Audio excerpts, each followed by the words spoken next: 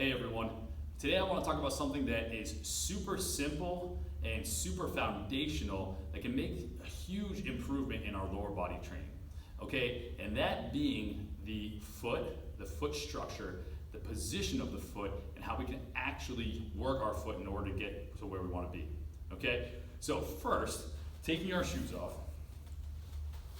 Okay, the number one cue, and what I want to talk about right now, and being the arch of your foot. Okay, so your foot and that arch comes up on the bottom of your foot. That's what we're going to talk about.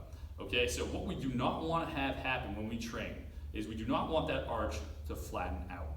Okay, when that arch flattens out, it puts us into a malalignment. So if my arch flattens out, you can see that my legs from the tibia internally rotate, my femurs internally rotate, and that puts negative stress on my knees, back, and hips. Okay, not a very good position to produce force from. Also not a very good position for joint health. Okay, so what we want to think about is, can we keep the arch of our foot off of the ground? Okay, so that arch of your foot, right on the inside here, what you can think about, probably the best cue, is think about a thumbtack underneath the arch of the foot. It is barely touching the arch of the foot, so there's no pain yet, there's no stabbing. Okay, if your foot ever collapses in, if you lose that arch, that thumbtack is going to stab right up in the foot. Okay, so how do we keep the arch of the foot up? What we want to think about is the base of the big toe, it's got kind of the knuckle of the big toe, the base of the pinky toe, and your heel.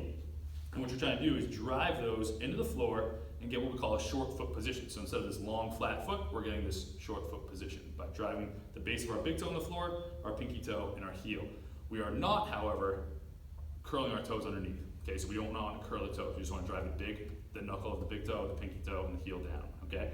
Then, when keeping that arch, now we can do exercises such as squats, lunges, step-ups, anything where we're doing lower body work. We can think about keeping the arch of the foot off the ground, and we create a very nice, stable structure for us to move around. Versus if my arch collapses, now we have this shifting around and this unstable surface that we're working from. Okay?